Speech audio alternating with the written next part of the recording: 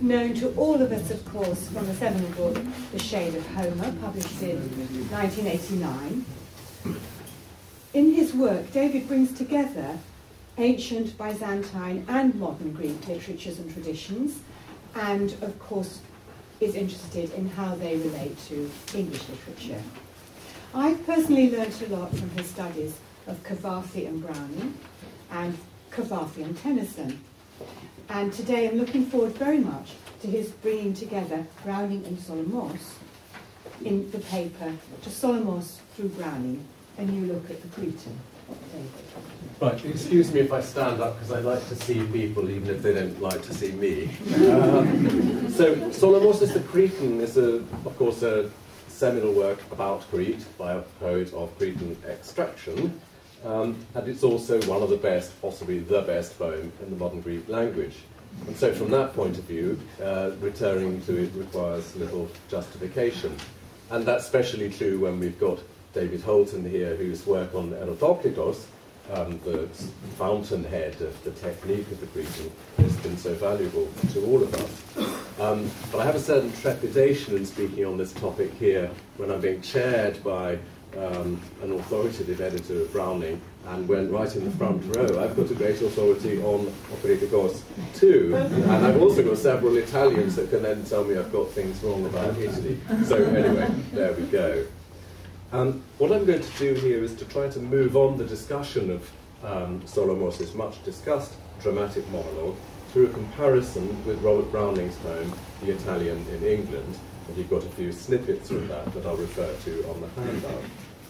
A few years ago I threw down a gauntlet to the reading public suggesting that it might be interesting to compare these works, and I don't think anyone has yet, so I'm going to try myself. But what sort of comparison? There can, of course, be no question of influence either way, because the poets didn't know of each other's existence. And yet, I think we can learn quite a lot about Solomos' poem from looking at what, in Browning's case, is a plainer, though by no means facile kind of poem. There are clear affinities in the historical setting, plot, and dramatis personae, and they're so striking, these affinities, that keeping them in view, the greater originality of Solomos' poem can be seen in higher relief. We've got two different poems celebrating, or rather marking, national insurrections through the mouth of an exile who tells the story. And in setting about this, I want to not disown, but if you like, slightly sidestep romantic poetics in general to look at the phenomenon of romantic nationalism, which we've been hearing about yesterday too. Now, I'd be the first to admit that what follows is no more than a foray into an area that other people have very patiently besieged for quite a long time. And there are three fronts on which I'm going to conduct my skirmishes. And they map out against the three prime features which Peter Mackridge has re-emphasized recently are integral to the poem's nature. First, it's Solomos' sole poem spoken by another narrator, a fictional narrator. Secondly, it has an unusually specific relation, realistic relation to historical events. And thirdly, in the figure of the Bengalodimeni, it presents a figure of compelling force and complexity, but very disputed. And I want to look at Browning, land on a few points in the Browning poem as a way of reopening those three areas. Browning's friendliest and frankest reader, his wife Elizabeth Barrett Browning, wrote to him when she'd read a draft of The Italian in England in 1845 as follows: "A serene, noble poem this is, an heroic repose in it, but nothing to imagine queries out of with whatever good will." Browning's poem isn't a facile one, but its relative plainness, I repeat, gives us an angle from which to look at Solomos' more adventurous poem. Well, I'm going to assume a broad knowledge, if not a close knowledge, of Operitikos from this audience and this occasion, but I'll just give you a little sketch of publication history in each case, followed by a little summary of the Browning, which is too long to put on the handout. So we've got two poems, one each is spoken by an exiled former insurrectionist out of his water In both cases, they're medium-length narrative poems spoken by that narrator with no surrounding material.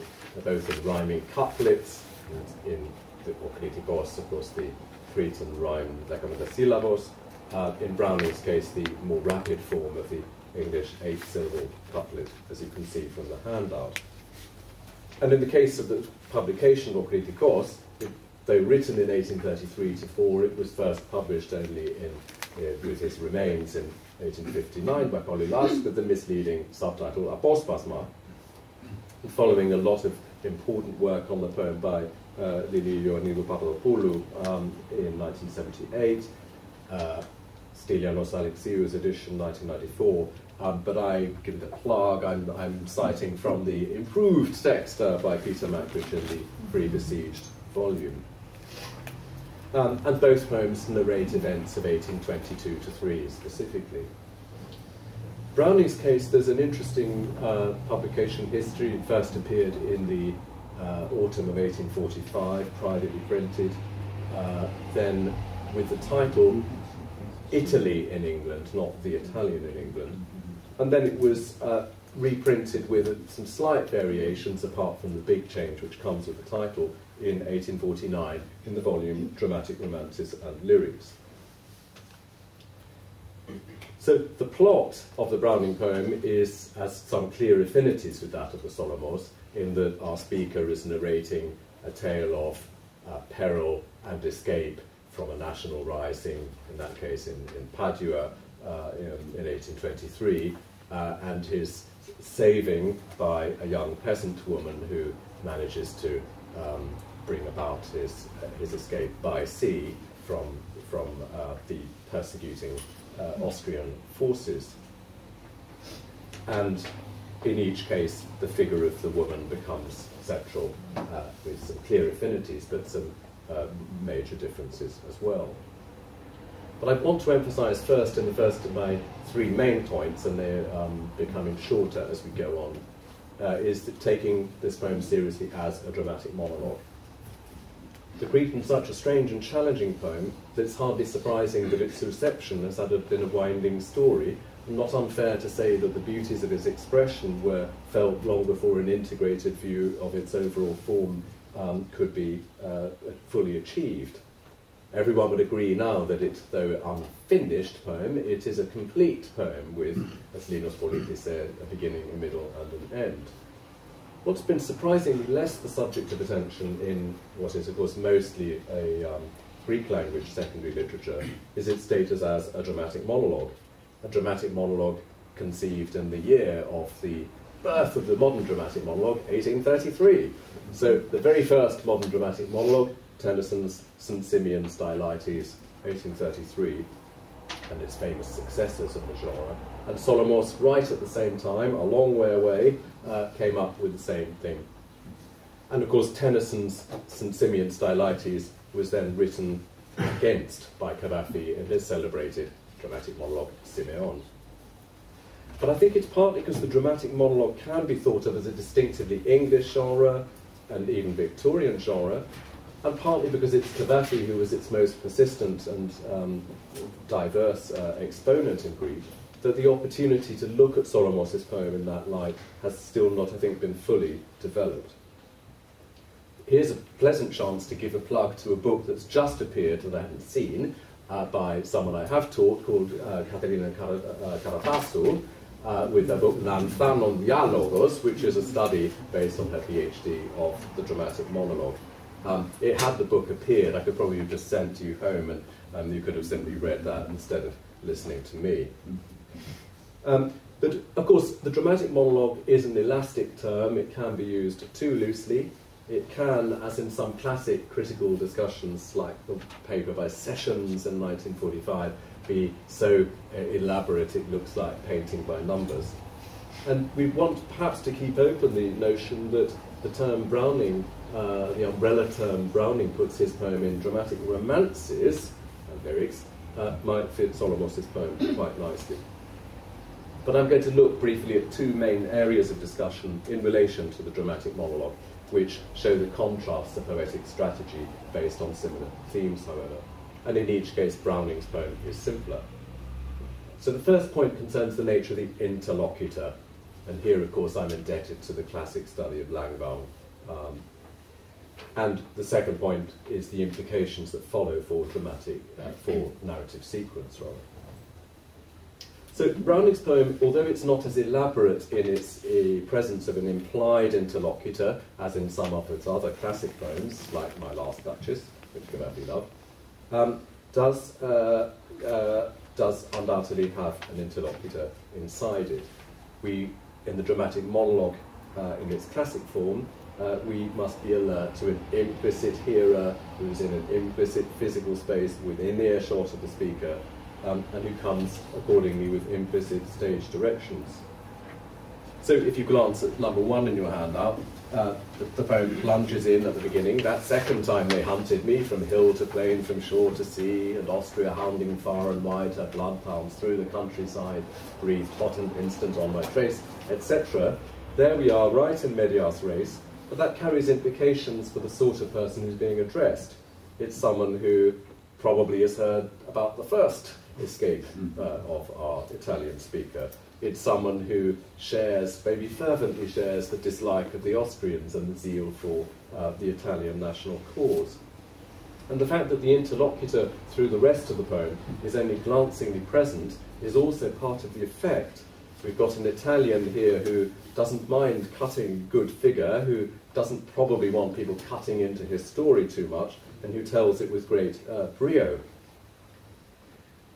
Similarly, if we turn to the very last lines of the poem, which are the number 8 on the handout, the Italian cuts off his story just saying, "So much for idle wishing, how it steals the time. To business now." And he's someone who has a business to attend to in life. We don't know what that is. Maybe he's an Italian teacher like the one who taught Browning himself, who was an exile. Maybe he's got an Italian newspaper going, like L'Ape Italiana, discussed in Narvanutakis' interesting book on Krampus.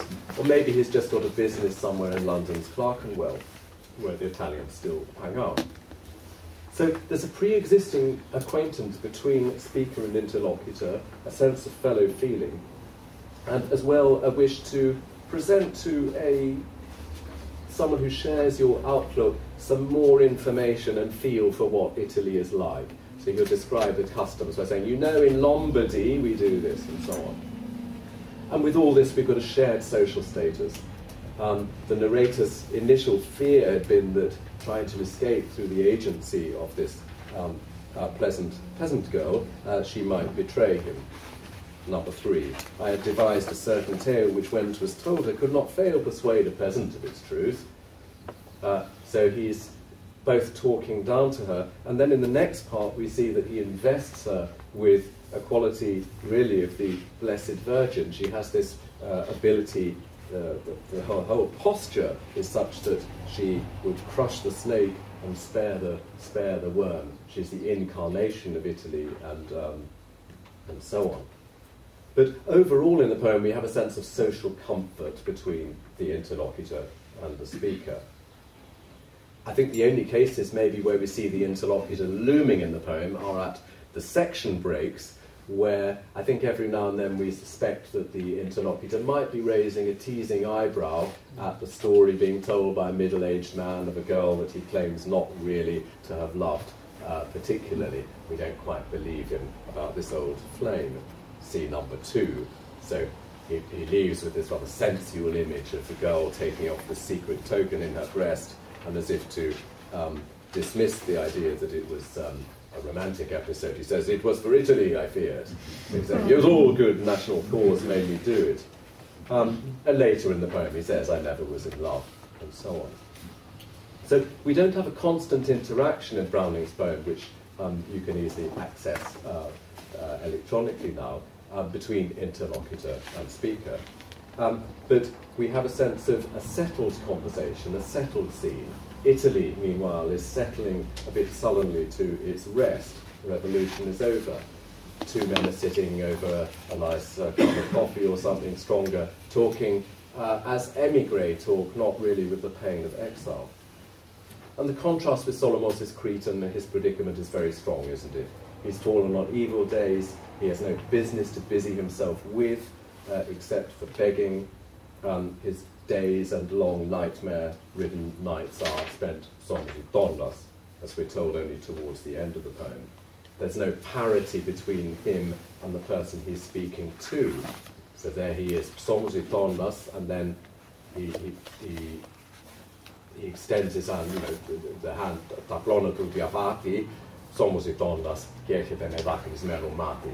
The connection is an emotional connection, not of acquaintance. And Magwitch is right to know that, I quote, exceptional psychological realism of Kritikos. And we can take this a little bit further by making it at least open to ask how that realism is physically embodied. The exile extends his hand to the passerby, and that's poignant enough. It's possible that he does so only under cover of night, like the Mesolongites who beg in chapter 3 of the Kazantzakis, they want to stay in the dark. So he kind of emerges on us in the dark, and the reader is in the position of the Yavatis, with a wordplay going on there, no doubt. Here's a speaker who is making a pitch. It's a sob story. He's approaching someone cold, and that leads us to read certain gestures into the second section of the poem, where he says, pisteps ebe potifapoi activia alithia, mates poles lavomaties, pomofagandastithia, etc.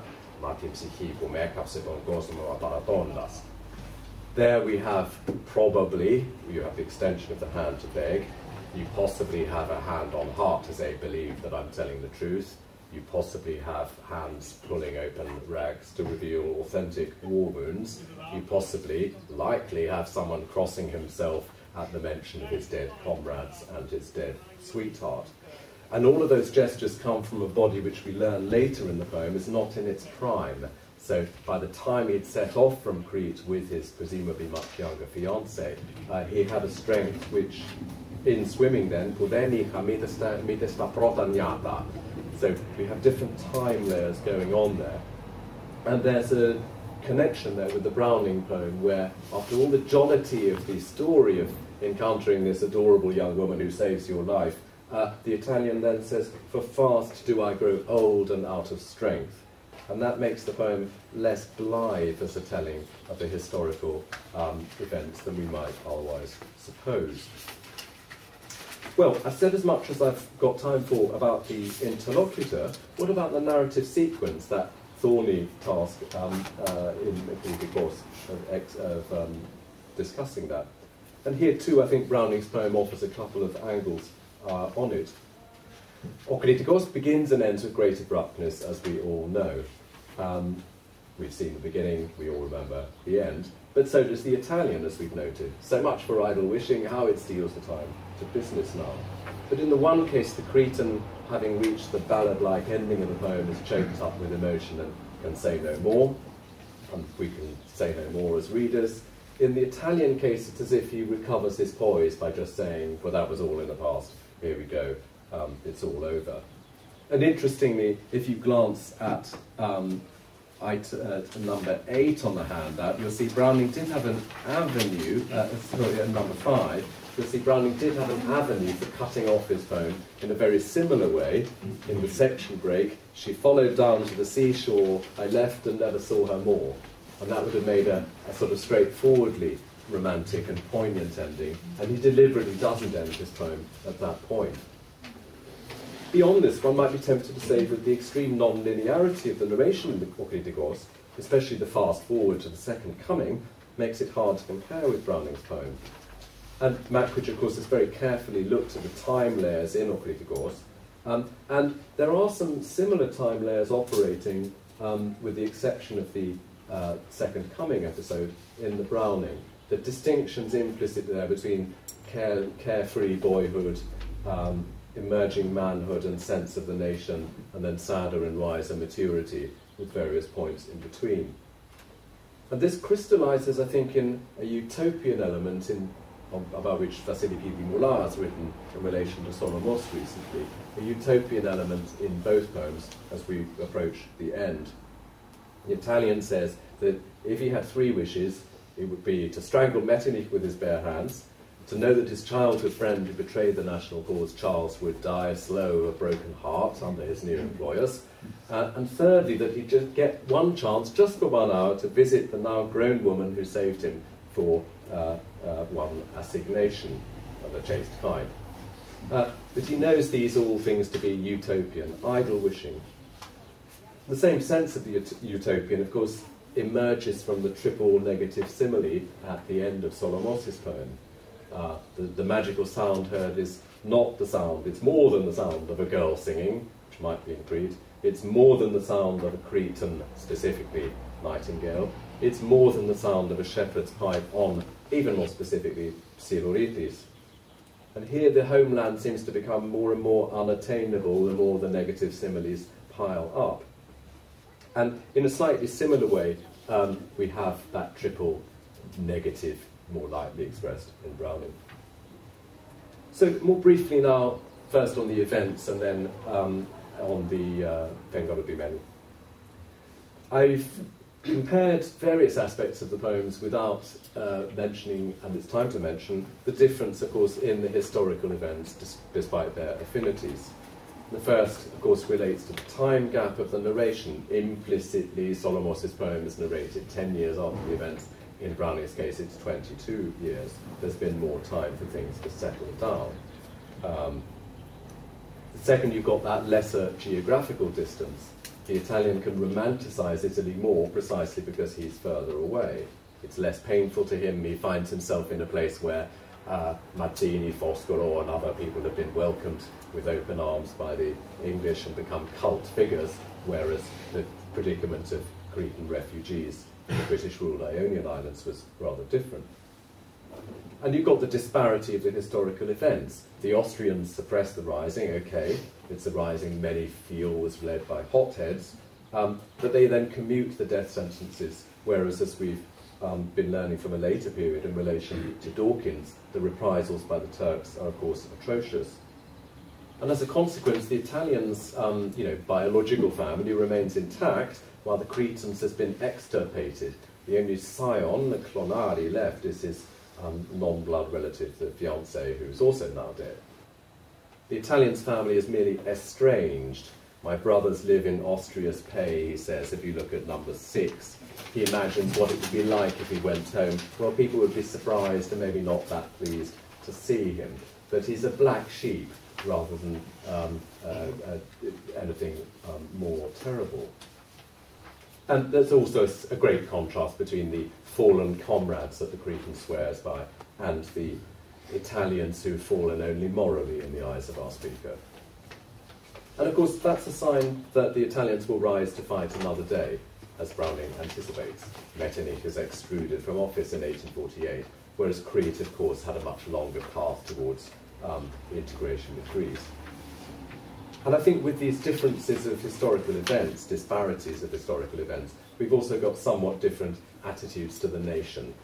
Mazzini read Browning's poem to Italian exiles because he thought it captured the spirit that he was trying to cultivate so well that they'd like it, and apparently they did. But we can't imagine that kind of reading scenario for Solomos' in any case unpublished and extremely difficult poem that even Polly Last seems to scarcely know. And if we were looking for something to rouse nationalist spirit, we turn to a topic of one of this afternoon's papers, and Marco Vass's O Orcos. And I think by extension, Browning's speaker is a Lombard, as he says, but he has a clear vision of Italy, even if the process of making Italians has not got very far by that time, we'll talk about today. Whereas with Solomos' Cretan, things are just a little bit less clear.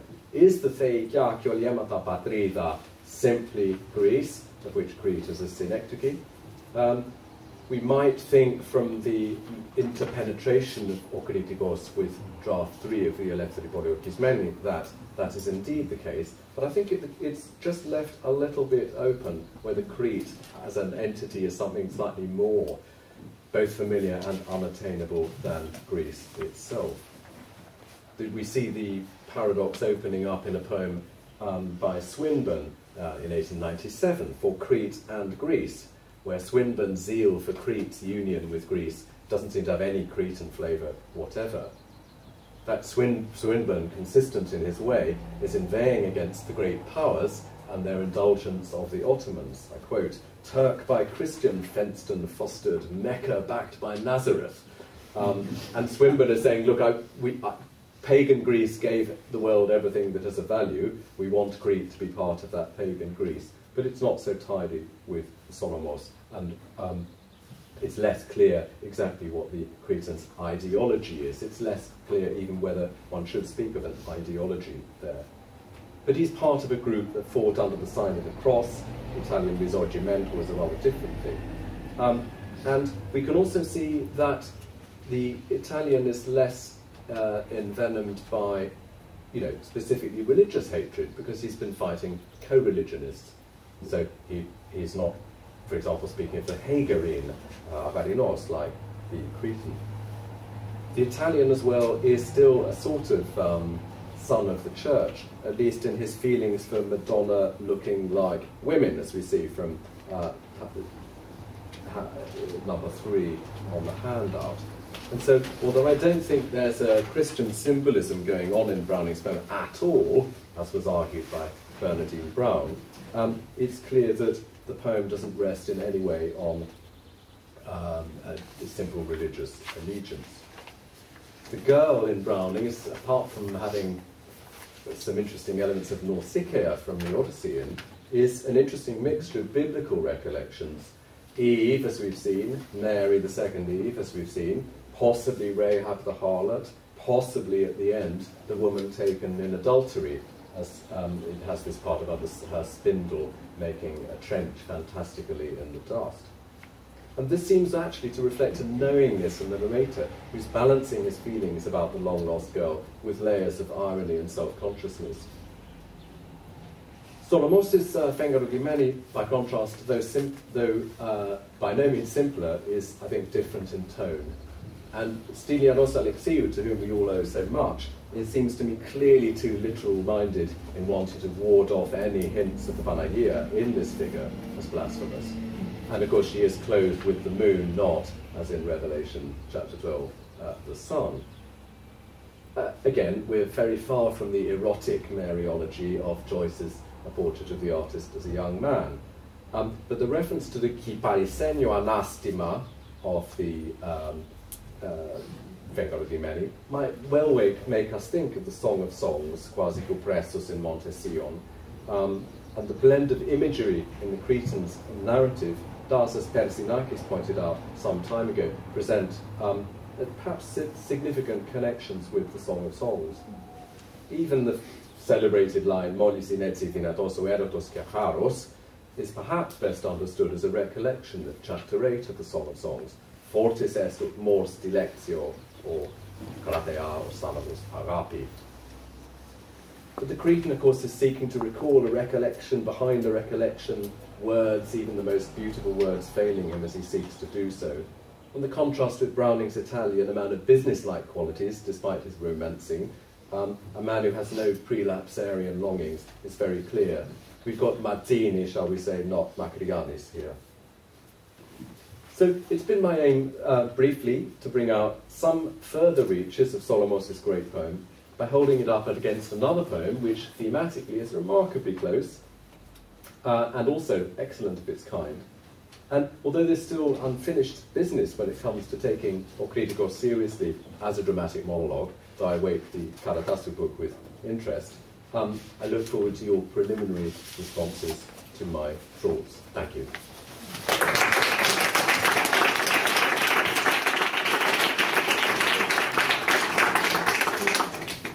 Who would like to be